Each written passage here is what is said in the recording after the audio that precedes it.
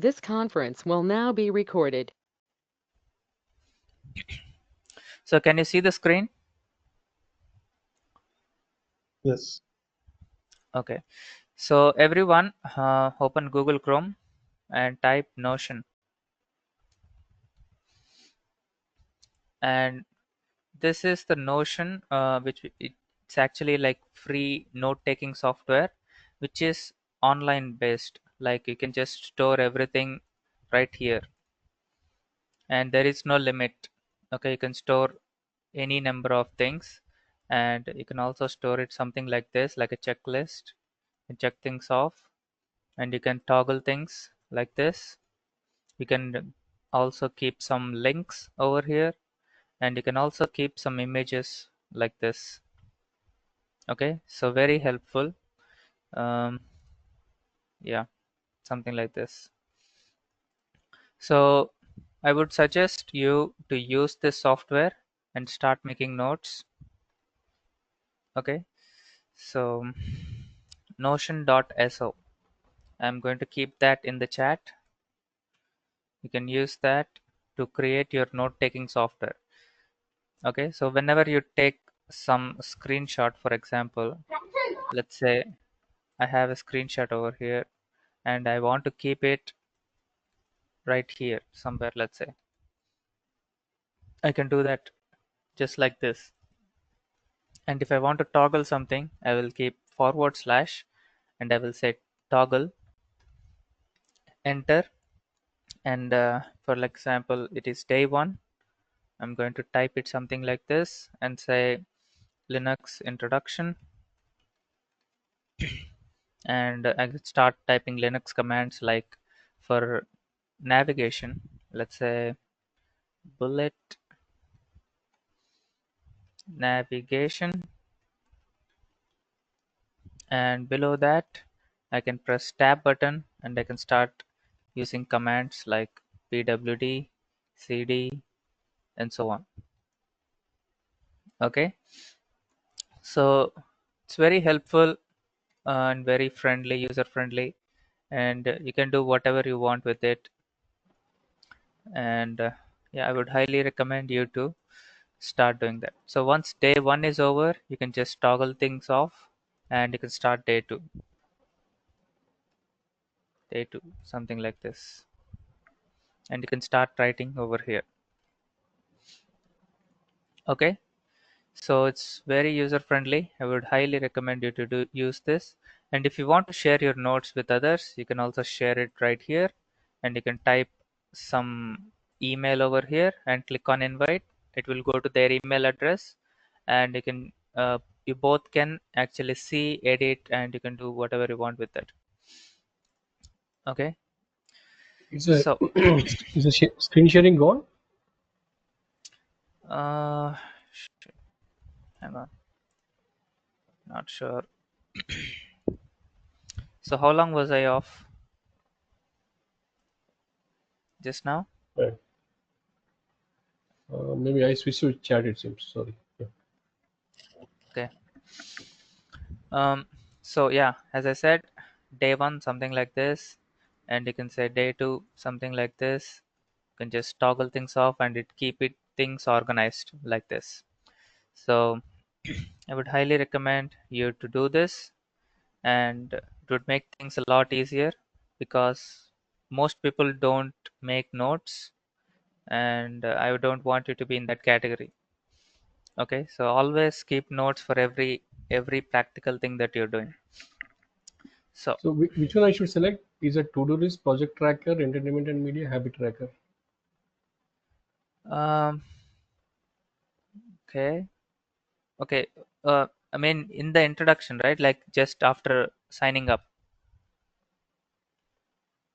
Yeah. Okay, so you can keep anything based on your selection. It will keep all these things like monthly budget or to-do list, all these things. If you select something that relates to that, it will create these things automatically. Okay. So it's not a big deal. Mhm. So yeah, here you can see something like to-do list, and you can keep things organized like this. Yeah, I would highly suggest you to just work on this. And you can also keep notes inside notes. For example, I can just toggle this. I can keep these things inside this thing. So, and if I want one more thing inside it, I can just toggle it and keep it inside this, something like this. Okay, it's moved to authority, something like this. So, yeah. So, shall we begin?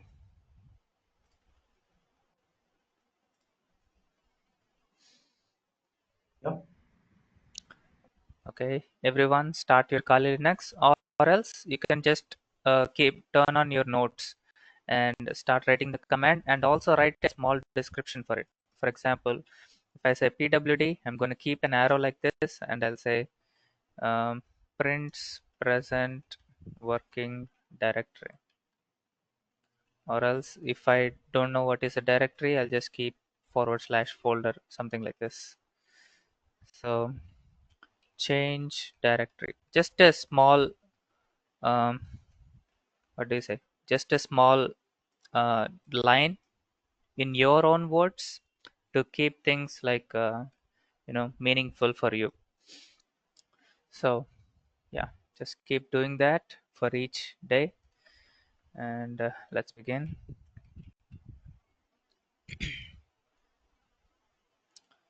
So yesterday we just went with basic commands, and I think we just covered the navigation part. Okay, we covered I'm going to just go a little bit fast over here. So yesterday we covered power off, which means it will directly, it will turn off in a safe way. And as I said, if you're closing it like this, always select the power off button. Okay, and you can also turn it off with init 0, and I also said who am I, which would give the username, and host name would give this host name, which is over here. Okay, and if you want more details about your operating system and kernel version and everything, so you have to use uname -a. Okay, and it will give all these things. And this is about startup, shutdown, and little bit about PC. And coming to navigation, I discussed pwd, which would give present working directory. We discussed about cd, which would change the directory. If I want to change it something like this, I used desktop and also used tab key. Okay, so something like this. I also listed everything so that I can see what is here, so that I can navigate over here. So this also comes under navigation. Okay, we just feel like it is just ls, right? But it also comes under navigation. So just keep a side heading like navigation, and you can write all these commands like cd, pwd, and so on. um, yeah, you can also export things something like this, and whenever you type that command, okay, sorry, export is a little bit different. Just use alias and type that command, it would automatically work in the same way. So, and we also discussed there is hidden files, so many hidden files, right? To just see all those things, you just have to say ls-a. And yeah, so if you want to see all these files in list format, you have to just say ls-la or al. Okay, it doesn't matter. So far so good. So now keep side heading as users and groups. Okay, so this is not a command, I'm just typing it here. So just keep the side headings as users and groups, or else you can also keep something like user management. Okay, so now I'm going to install a software. I think okay. So next I will install, but first of all let's finish this. So there are like normal user and root user. So normal user is the user which don't have that many permissions. Okay. For example, this user can temporarily become a super user using sudo command, but he does not have the complete access of everything. So he does not have root access. Okay. So to have the root access, you use the sudo because he temporarily becomes a super user. So you use this command and you say switch user. So when you use it like this, you automatically running it as root. Okay. So just hit enter and type the password for Kali and you automatically become root. Okay. So now you can execute any command that you want. And the main difference is there is a dollar symbol, there is a hash symbol. And since these are different, now I can try to execute who am I, which would give root. And if I type host name, it would give Kali. Okay. So this is the main difference, right? So let's go back to normal user, and root user has like complete access over the PC, but we suggest initially just go with the normal user because something might go wrong with the root user. So as of now, just use Kali. Do not use any other user. So we just tried normal user and root user, and we also escalated some privileges, right? So we're using sudo. So write a small note in your notes regarding that.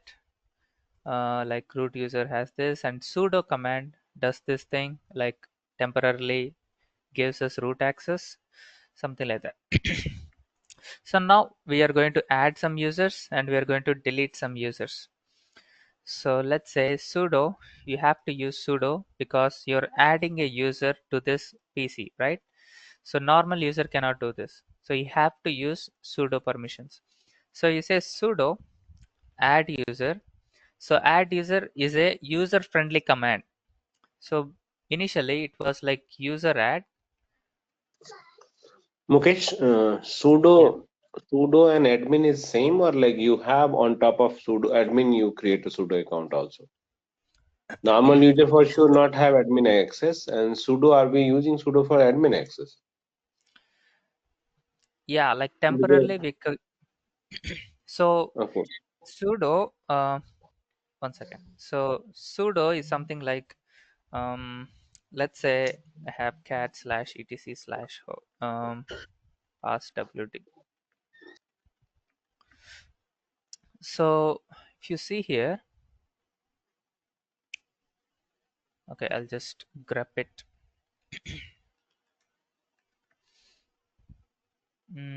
Is there no sudo user? But there is sudo group. Okay. Have to search it like this manually. Okay, we have root user and we have sudo group. So it is not part of user, so it's not showing. But anyway, so we have something called pseudo users, like sudoers they're called as.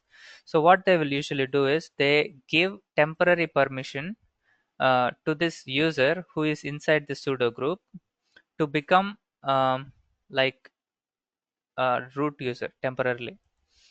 And looks like I got screwed over here. So So is it something like some user have the elevated access?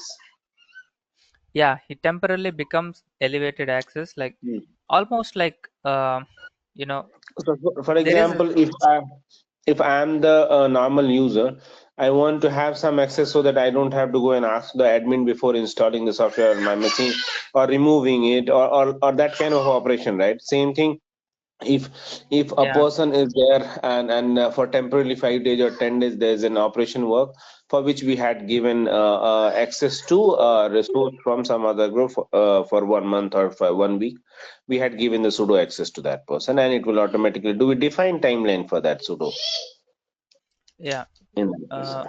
hang on a second. My mouse just got.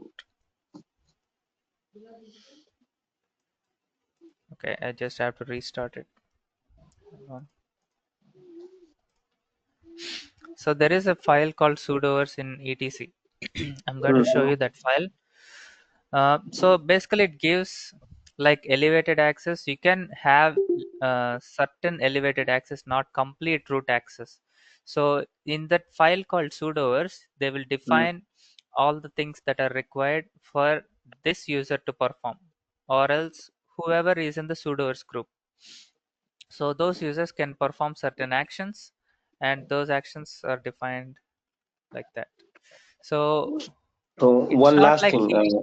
he has it's One. not like he has complete access. He has Mhm. a certain elevated access. So one thing, user could be part of a group, right? And so in the sudo file, you are adding the group. Okay. Yeah. So in etc sudo file, it will be the group which will be added, and user would be part of that group, right?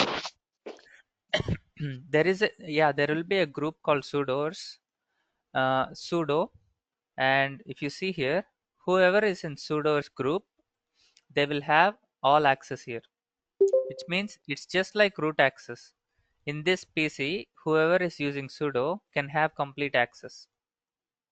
So you can Okay. actually change this file to give certain access only. So when we are doing network pen testing, we will do such a thing, like only certain access will be given to the sudo. Okay. So in that case, you'll understand, like uh, in this case, he has the same access as the root user. Okay. So yeah, I hope that's clear. As of now, we'll continue, but when the time comes, we will also see different form of this sudo. Okay, right. And yeah, let's continue. Mm, okay, so we are discussing add user, right? Okay, so add user, have to use sudo. So let's say, let me get some name. Yeah, I'll just use your name. Like, can I use your name? Dheeraj? Yeah. So I'll just create this user called Dheeraj, and I'm going to log into that Dheeraj user. Okay. So I have to say sudo add user, because this command add user has to be run in sudoers only. So let me tell you how it looks like. So if I say which add user, it will show where this command is. Okay. So it is in sbin. So if I just copy this and say ls-al or else ls-l, and I give this, and here if you see, it is completely root user, right? So others can execute it, but when it is in the sudo, it will be like we have certain group access. Okay, which is also like sudo and root are also having same things, right? So the sudoers can also execute this. So we say sudo, and if you see, we don't have that access, right? So I don't think we can execute. Let me see, because we have execute permissions. Let me check. Yeah, only root may add. So if I say sudo, I can add this. Okay, so I'm keeping the password as yeah. What should I keep? Hmm, I'll just keep Kali and Kali. Okay, so here it will ask for certain names, and if you see here, it will show you how to generate things like this. So this 1000 is given to Kali user, that is the user ID, and 1000 group ID is also given to Kali user. But when we create a new user, it is creating a new group and a new user as well. Okay, so and see the sequence that first it creates a group and then it creates a user. Okay, so this is done automatically. And if you see this, this is the home user of Dheeraj. And if you try to see this, there it is trying to copying files from this. This file actually has a lot of other things. For example, if you see here, uh, this is the home user for Kali, right? And this is the home user for Dheeraj. And if you just type ls-al, lot of things are here. And just to minimize this, I'm just typing ls. Okay, so all these things are in skeletal file, which is something like this. So when it is saying copying files from this, it will automatically copy all of these things from this skeletal file to home user Dheeraj. And we created password, and password updated successfully. User information, you can fill this information, but as of now I'm just doing it like this. And it says adding users to group users. So if I type Sue, I don't have to use um, you know sudo here. I can just use switch user command. Okay, switch user means su, and I can type Dheeraj. So I'm trying to switch the user from Kali to Dheeraj, and the password is Kali. And as you can see, I have moved to this user. And I can also do it if I try to log off. I think I can log in as Dheeraj user. So Dheeraj Kali. And as you can see, we logged in as Dheeraj user. So we basically created another user with all these files in that directory, which is home Dheeraj. Okay, so this will be used in cases where you have access and you have sudo access, and you are creating a backdoor just like this. Like I created this Dheeraj user, and no one actually checks at this file, right? Cat etc/password.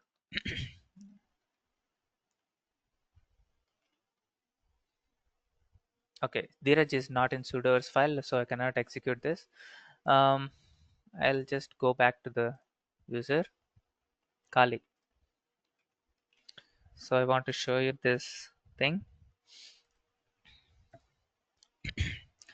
So let's say I got temporary access to this system, and I created that Dheeraj user.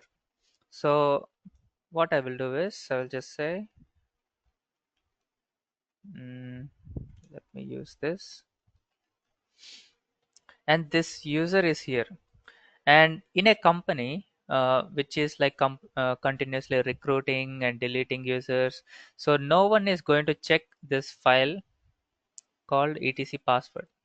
Okay, so that is where we have an advantage. Like we silently create a user like this, we can ssh login into that user, and we can just have something like a backdoor. Okay, so so you understand the meaning of a backdoor, right? Backdoor means like an access which is unknown to the admin user or administrator. Okay, so we create something like this. Right, so let me go to desktop, and I'm going to create a directory. So mkdir means make directory. So I'm going to create a directory called test, and I'm going to go into that test directory. And if you see, it is in desktop, right? And if you see in desktop, it's automatically created. So in this, I'm going to create a file. So I can create a file something like this, touch and something. It will create this file called touch, which is an empty file as of now. If I take this, which is an empty file with all this default permissions. So RW means read write permissions, and this is empty. because it is not an executable.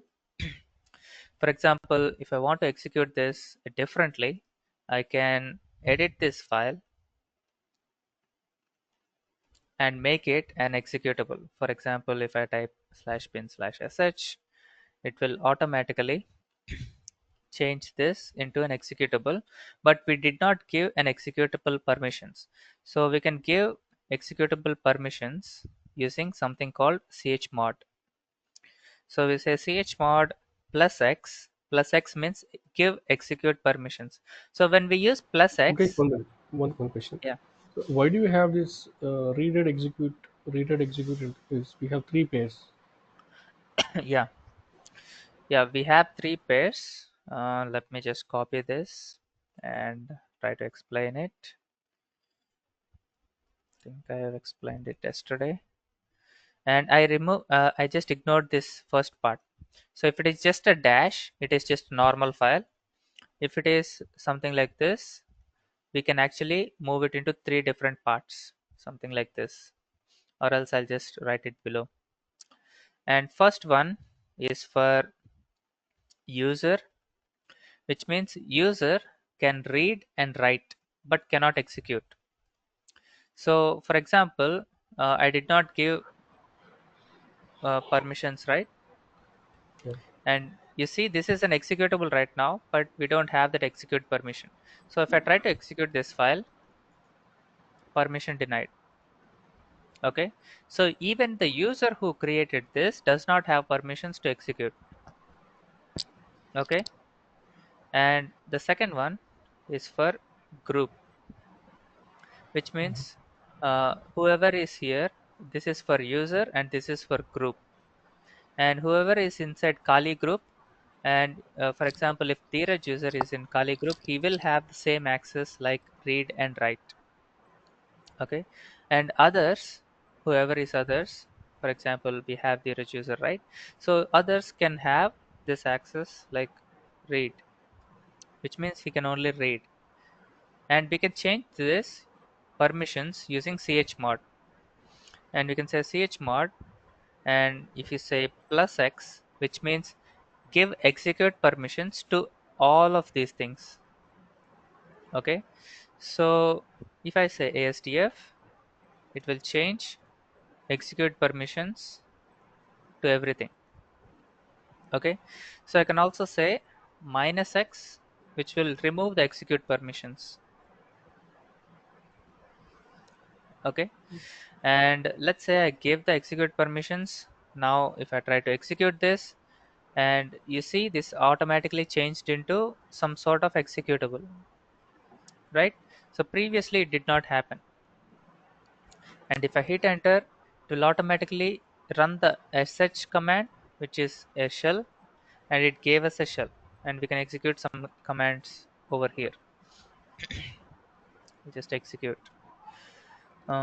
So if I exit, I'll come back to this user. So I hope you understand this basic one, but we can also change this to different forms. For example, this read command, which is R, has a number of 4. Okay, so they changed this into different things, and if I come for this write permission, so it has the value of 2, and if there is one more thing, execute, right? So for execute, I'm just writing x, and we have a number of 1. So if you add these things, it will become total of 7, right?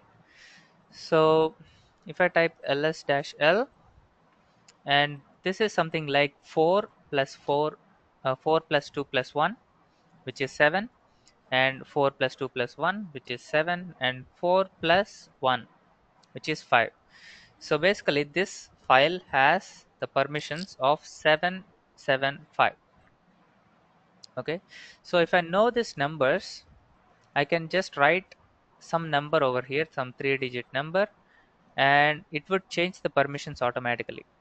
For example, if I want to give only read permission to the user and read write execute permission here and only execute permission here. So I would change it something like chmod 471 and ASDF. And if I type this, you see it automatically changed to something like this. Okay, so this will be helpful if you understand these values 4, 2 and 1. So try to make notes for this. And this is about file permissions, users, groups, and so on. And we can also do one thing here. We can change the password of this user. Okay, so to change that, we use the command called passwd. So I'll say passwd Kali, which I'm mentioning the user Kali, but if it is current user, I don't have to mention that username. So if I just type password, it's asking what. There is some background noise. Um, yeah, I think it's what I'm saying. Okay. So as I said, when you use this command without any arguments, it is for current user. It's saying changing password for Kali. When it is for different user, you have to mention that user. So it is asking for current password, which is Kali. It will not show anything that I type and hit enter, and it's asking for a new password. I'm going to keep the same thing. Okay, password has not been changed. So it has detected that the same password has been used for current user and new user. So just exit it without, so it's asking again. So let me keep ASDF, ASDF. So it's probably going to say that the password is not strong enough. Okay, you must choose a long password. So you have to use numbers or all these things, numbers, capitals, small letters, or long password, something like this. So I'm not going to change it as of now, but I'm going to tell something. Okay, so if I am sudo user, I mean if I am root user, let's see what happens. So I'm saying password of Kali. So if I now it's not asking for current password or anything, because root user can directly change the password of any user. And if I type Kali and Kali, which is already existing password, it's not going to say anything. It's not going to complain like it did before. Okay, it's going to simply change the password because root user has permission to do anything in the system. Okay, so similarly you can change for other users as well. So just make a note of it. And now we will start with installing and remove software. So if I say there is a package tool called APT, which is advanced packaging tool. So it will take care of all the packaging for us. So we can use the same command to add softwares to the system, remove softwares from the system, and so on. So, and you cannot directly use it like this because it is system related stuff, right? So you have to use sudo. So if I type something like this, says permission denied, and Kali user does not have permission to access these files. So you have to become root sudo user as of now. So it says sudo apt update, and it will automatically update from current Kali rolling. So what this is nothing but the link which would update the names of the files. It will not update the whole software. It will just update the name of the new software, and if any new softwares are added, it will just update the local repository with the name and the version number of that software. Okay, so these packages can be upgraded because these many packages are already installed in this system. So it's saying something like this. So I'm going to install something using apt. So I'm going to say sudo apt search terminator. So this search tool is going to search in this repository which I have updated for this tool called terminator. Okay, so let's see. And here it is using something like this, which would just scroll down like something like this. You can scroll up because it is using a tool called less, less. Okay, so it is using a tool called less to just scroll up and scroll down. So we have all these tools, and this is what I'm interested in, which is a multiple genome terminal in one window. So I'm going to use this to install this software. So to exit this, I just press Q button. Okay, so I just pressed Q and it would automatically exit it. So now I'm going to install using this thing, apt. So install terminator -y. So -y would automatically say yes to any default questions. So installing the software might ask some questions. So when we say -y, it will say yes to all the default questions it's going to ask. So hit enter and it's going to just install. And look at this. It's saying it is also installing the dependencies. So to install the software effectively, it needs this thing as well. So it is going to install this as well.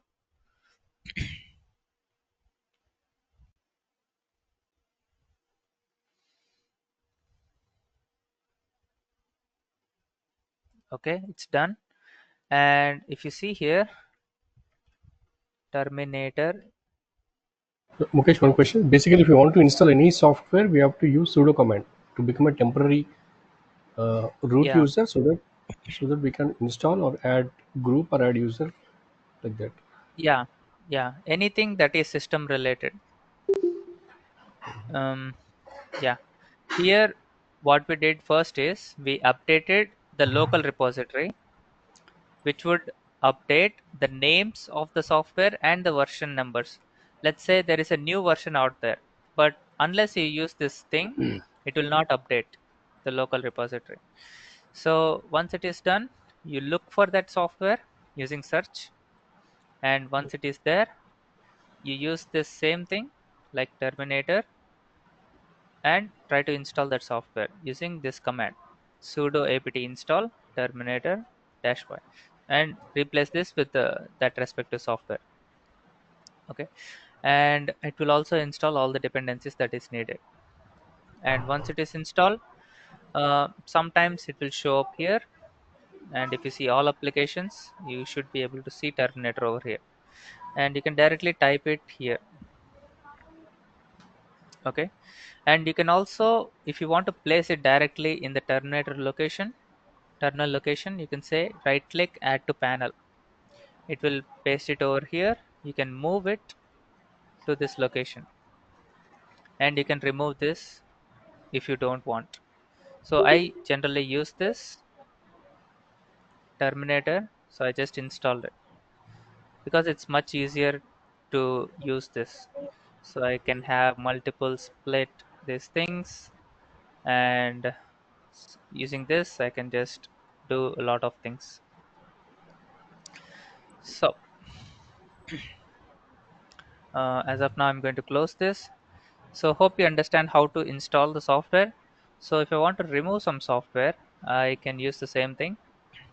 So I'll say sudo apt remove, and you need to mention that software name. For example, if it is terminator, you mention terminator, and if you use remove, it will just remove the software, but it will not remove all the files or all the configuration files that are installed while installing the software. Okay, so it will just remove this application. It will not remove the configuration. Okay, so if you want to remove the configuration as well, you use purge command. Okay, purge means completely destroy. So basically it's going to remove this application from that from this system. And that's about removing softwares.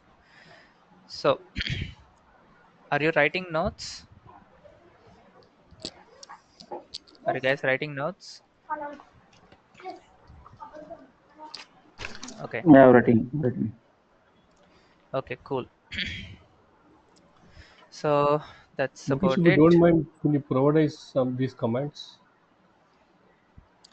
like Yeah. sudo apt update? Yeah, definitely. um, I I would create um, an Excel sheet for that, Yeah, and I would provide it tomorrow. Yeah, from tomorrow it's not going to be public, so we will yeah, we'll yeah. provide all the files that is needed. Okay. um, so yeah, we have 15 more minutes. Let's go with file manipulation. So when you're saying file manipulation, let's go to desktop, test, and here we have a file, right? So we have manipulated using Nano. Nano is a normal editor. You can just type something here, and you can just change whatever you want. So I just changed this file. I manipulated this file. So I can just cat this thing. It would show the same thing. And I can also copy this file to a different location. For example, if I want to copy this, I use copy. And whenever I use something like copy or move or remove or something like that, so as of now, for copy and move, I should give the source and I should give the destination. And when I say destination, it has to be some directory. So I will say something like, um, let's say desktop. Sorry.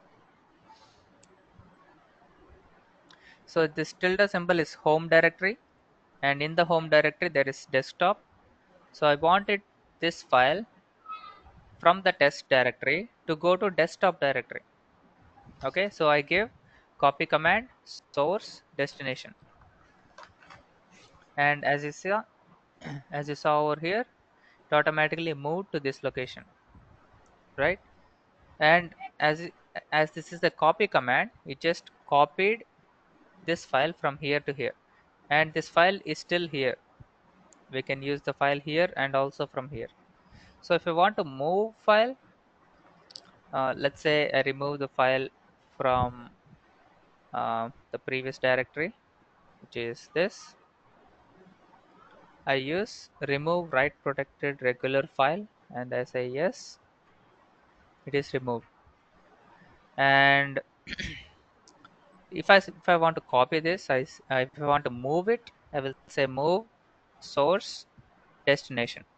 So I'm simply going to use dot dot slash. Dot dot slash is going to go to one step before, like the previous directory, which is desktop, and it's going to paste it over there. And this time it is move, it is not copy. It's not going to create any copies over here. It's going to directly move. And I can also move it back here, and this time I will say source and a destination. Destination is just dot. Dot means current directory. Dot dot means previous directory. So you can also see those things from here. So dot is current directory, dot dot is previous directory. So I just moved from the previous directory to current directory. Okay, so hope you're getting it. And that's about file manipulation as of now. Just copy, move, remove. And text manipulation, we have already seen, like we used nano command, that is an editor, and we used cat command, that is just going to display stuff inside the file. And you can also use echo command.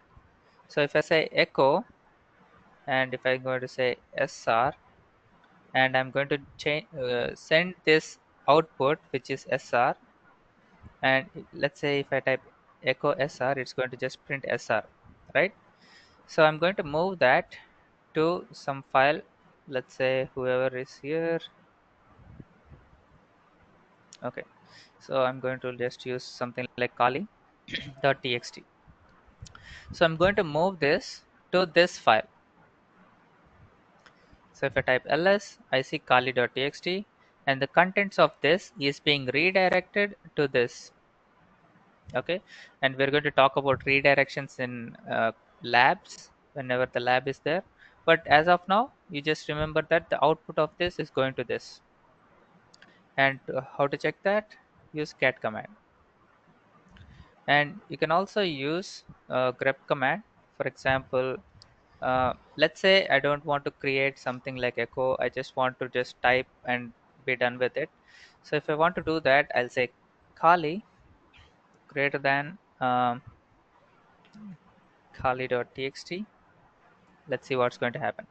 And if you see this cat, it's when we just use cat without anything, it is going to give something like this so that we can fill data into it. So once we fill data, each line is going to get updated directly here. For example, if I say Kali, it's and Linux and hack and password. So all of these have been gone to this file. Okay, so to deselect this, you just press Control D. Control D will deselect it, and all of this output is has been transferred to this file. So I can just again do this, and as I can see, all those things are already here. And there is one more thing called grep. So grep is used to filter uh, some string that we keep here, some pattern. Okay, so grep is global regular expression print. Okay, it's going to print based on the regular expression that we give. Let's say I just gave li, so it's going to check each line, and wherever this there is li, it is going to print those lines for me. So grep li, and this is the pattern, and where is the file? This is the file, right? So it's going to print all those things over here. So this is about text manipulation. And let's quickly see about processes. So if I type ps, it's going to print the processes of this session. This session means whenever I open this terminal, it created a terminal session. So it's going to show all the processes in that terminal session. So whenever I hit ps, that is a process. That process is generated here, and that process is active. And the other process which is active in this session is zsh, which is the z shell, which is the terminal itself. Okay, if I want to see all the other processes, I say ps-aux, and all the list of processes running in the system are given here, thousands of them. And the first process is run by root, which is probably init 0, init 1 or something. So anyway, that's different. So these are the things, and let's say I want to run a process in the background. So let's say I want to run sleep 1000, which would take away the terminal session for 1000 seconds. So if I say sleep 1000, it's going to just sleep the terminal for 1000 seconds. Okay, but if I want to run this command, but I also want this terminal session back, I would use something called a background process. So it should look something like this. At the end, you keep an ampersand symbol, and it would go to the background. And this is the process ID that is created. And if I type ps, since this is running in the current session, it would also show that process over here. Okay, so this is about background processes. And to bring that to foreground, you just type fg over here. Okay, to bring that to foreground. And to send it to background from here, you can press Control Z. Okay, Control Z will suspend it, and it's going to send it to the background. And you can also type BG, which would send this to background. And as you can see, suspend means temporarily stop, but not terminate. Just temporarily stops it. But when I say BG, it moved this command to the background. Okay, so this is how background process and foreground processes work. And to see list of background processes running, you can use the command called jobs. So jobs would list all the processes, all the background processes that are running. For example, I create another sleep command with 200 seconds, and I'm going to run it in the background. And if I type jobs, it is going to show two of these things. And plus is nothing but most recent one. So let's say if I want to sleep for like 100 seconds and run the jobs again, you see this plus means most recent one, and the minus means the next to the most recent one, and this one is the oldest one out of all. Okay, so that's what they wanted to do. And if I want to bring any background process to the foreground, I say FG and then 2. Okay, sorry. So I have to say jobs. Okay, I Mukesh, what think I is have to. this bringing jobs from foreground to background, background to foreground? What does that mean? So background means yeah, I have to tell this again from here. So when I used sleep command, I did not get terminal back to me. So I have to exit it, and then I have to create something like a background process which would run in the background, so that I can run another command over here. So this process is still running while I am executing different command. I did not have that feature over here. So that's why I use background process. So temporarily it gives me the shell back so I can execute some more commands. So whenever it is running in the background, I can bring it to the foreground like this.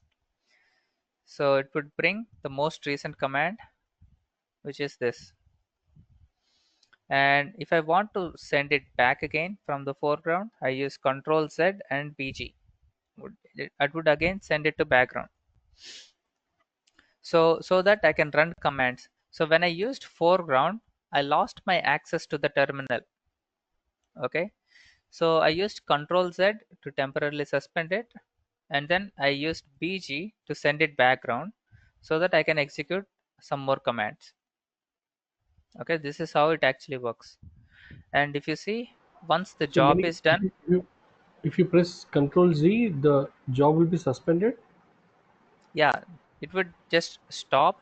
It will not terminate. It will just Yeah, yeah. suspend the execution, and when we move it to background, it is continued again. And Okay, once the job is finished, it would say, I'm done. This command is done. And after some time, it would also say this command is done as well. So it's automatically done. Like we don't have to do anything. It's just going to print this line in the terminal. So that's about it. That's about process management as of now. This knowledge is enough for process management. So when we come to networking, I think we have to discuss networking tomorrow.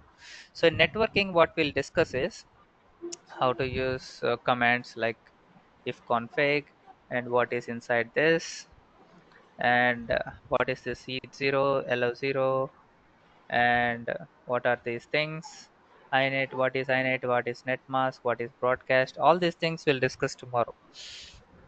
So we'll use if config, we'll use ping command to see if that device is accessible to us, or if that server is accessible to us. We're just trying to send some echo request. We want something back, something response back from that server or that device. And we are also going to use SSH to connect to a remote host, we are going to use SCP to directly copy it, some files from a remote host using SSH. So SCP is just like copy, but it is secure copy, which would use SSH in the background. Okay, SSH. So SSH is a secure shell, so we're going to see about that as well. And we're going to see how what are the main concepts in regards to internet, which means like if I type google.com, what are the things that are going to happen. So how did we get this page? What are the things that happened in the background? And how do I analyze this whole URL? So basically it would be something like protocol. This is the protocol, HTTP colon slash slash. This is the subdomain. This is the domain and some other parameters. So we'll divide something like this and we'll try to explain each one. Okay. So we'll do that tomorrow. And how is internet mapped? And there is this thing. I think it's better if I show it here quickly. Okay. Internet map. So this is a map of internet that is like the whole internet, and how much contribution that each website is occupying. For example, Google is occupying this much. So if I click on this, it will show the details of that. And here we have Facebook, YouTube, Yahoo, and so on. And something like this, the whole internet is being mapped over here. And we also see front end technologies, back end technologies that are required for networking. So we'll see that how the client server interaction happens during, let's say, when we type google.com, what is the first thing going to happen? So it's going to make some handshake, and we're going to say synac and ack. We'll see that all that tomorrow. We have TLS handshake, difference between HTTP, HTTPS, HTTPS uses SSL, TLS. All these things are network related stuff and a bit of security. So we'll see all that tomorrow.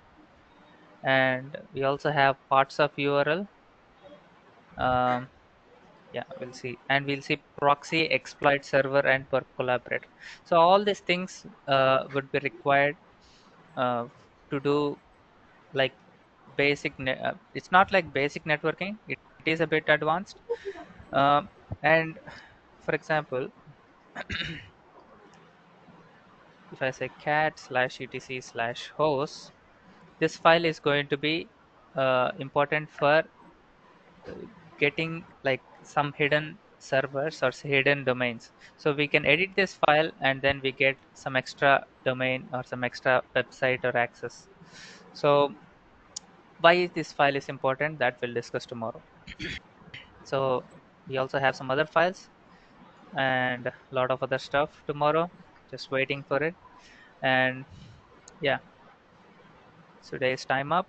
So hope you enjoyed today's session. Dheeraj is logged in C2. Okay, I'll just say power off.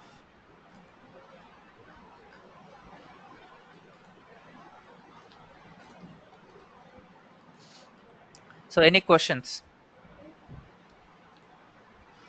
Yeah, Dheeraj, by end of this program, uh, what we'll be learning? I mean, what on what tools will be working in the labs, and what and end up by end of this program, what will be learning like Yeah. network. It's Um, there in the overview, but just want to confirm. yeah. We're going to discuss initially, like once this networking part is finished, we're going to jump into the labs. Like you will have some challenge that you should overcome, and you should get a flag, like something like a capture the flag scenario. So we have an idea about capture the flag. No. Okay, so basically uh, there is a challenge, and it needs let's say in this Linux scenario, it needs some Linux knowledge to solve this challenge, and then the reward, as a reward you will get some sort of a string, and that string is used for something else, or else you'd use it for something else. So that's basically like capture the flag scenario. So by solving this, it is a confirmation that you have this knowledge. Okay, so that's what we're going to do. We're going to do 33 labs for Linux, and next we're going to jump into web security, in which first we'll discuss how the client server interaction and responses and all those things. And next we're going to jump into server side vulnerabilities, in which we'll discuss a lot of things. For example, let me see. And we're going to discuss about OWASP top 10 and SQL injection, authentication, directory traversal, command injection, business logic vulnerabilities. So all web related server side vulnerabilities, and then we'll move to client side. Server side means it happens on the server. Okay, simply. So what are the things that they have made wrong so that I can exploit that server? So based on that, like for example, uh, let's take SQL injection. It is not the server that is vulnerable, and it is not the data also that is vulnerable, and it is the application's code which allows us to access some part of the database. So we'll create like a diagram to explain the whole flow process, where our request is starting from our browser.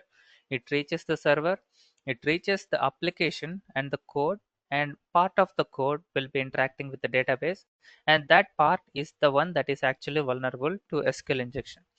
So once we identify, it's like knowing the problem is 80% of the solution, right? So once we have a clear picture of the problem, then how it is operating on the server side, so we can use that to get some data or some admin related data out of that database, and we use that to log into the server. So something like that. And there are a lot of other things, and there are a couple of new topics in server side which no one is discussing. Something like race conditions and web cache deception.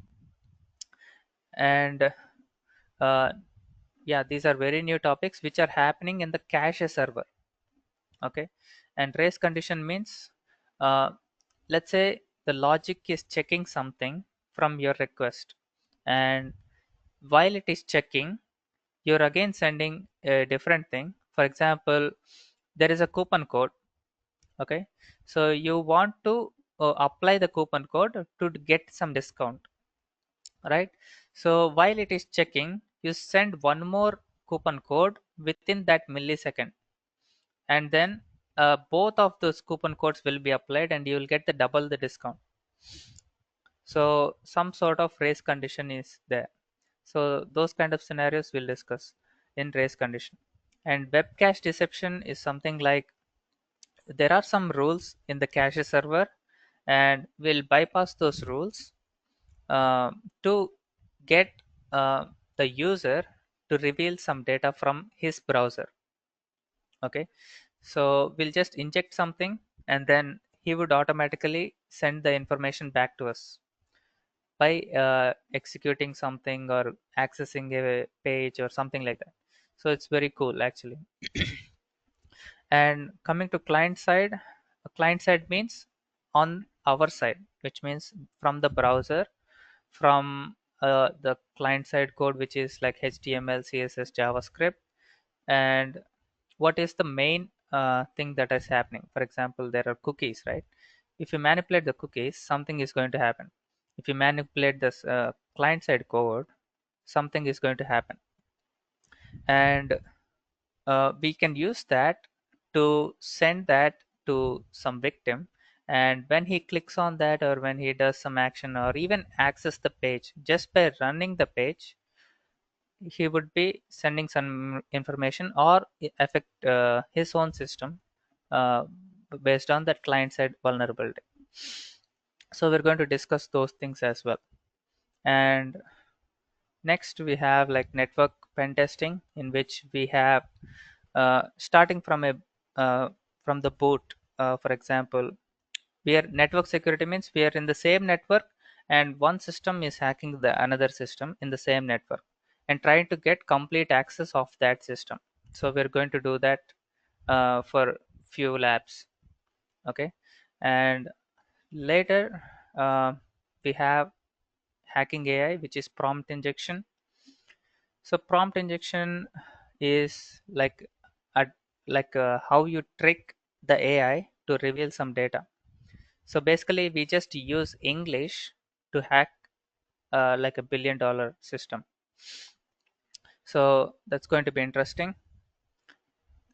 And yeah, like all these concepts which are here, you can use those concepts like just by the first part, which is web security. Once you finish web security, you can get a job instantly. And we are also going to discuss how to build your resume. We're going to share what are the questions that will be asked uh, when you apply for a job. And these concepts can also be used for bug bounty, right? So you can use it for all this reason. Yeah, you have a question? Yeah. Anything that we're covering on Android app testing, VAPT? Um, yeah, as of now, we're not doing that, but yeah, we can give an overview when time permits, like at the end, after we complete this syllabus. If we Okay. have time, we'll take a couple of sessions on that. So VAPT web testing and VAPT Android app or iOS is completely different. Yeah, actually, we use simulators for Android app and testing. You know about Android Studio, right? Yes, yes, yeah. Yeah, we use such simulators, and we direct those requests to something like a burp suite. Okay, and all the requests and responses are going through that burp suite, so we analyze that. And if it is just an application, we don't need emulators sometimes. We can actually reverse engineer, and we can just try to see the code or the packages which are inside. So you might have heard some tool called APK tool, right? So there are some tools specifically for Android pen testing, and if you use those tools, you can actually see what's going on. For example, for private applications which doesn't need to be interacted with the internet, you can actually reverse engineer that, or even just see the application, the classes and all these things which are Java related stuff. So you analyze those things and you find out like this is where something is happening. So you just identify that and you make a report on that. And if it needs some internet, which means some server interaction, you have to use burp suite.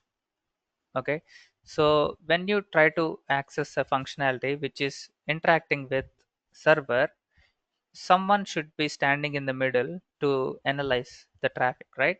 So in that cases you need burp suite. So you have to do some configuration to set up this initial setup.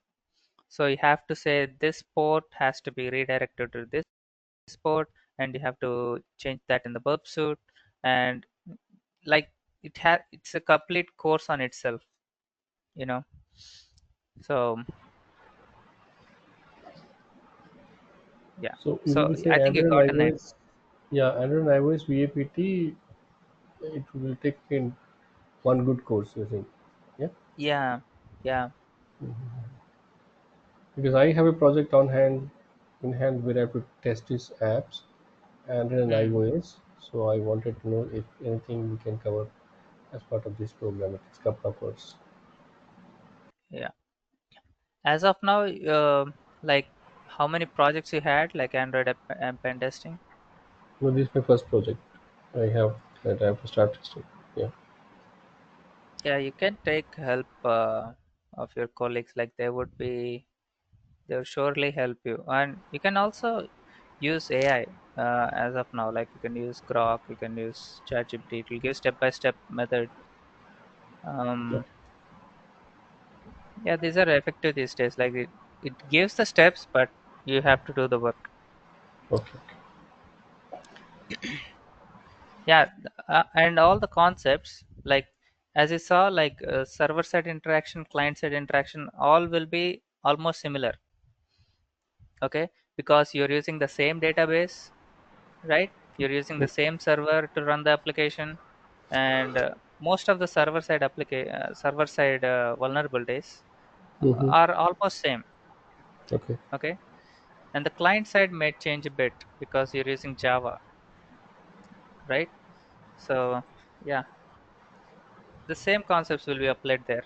There's nothing like, couple of things might be new, but most of the things are same. Okay. Yeah. So any questions? Yes, sir.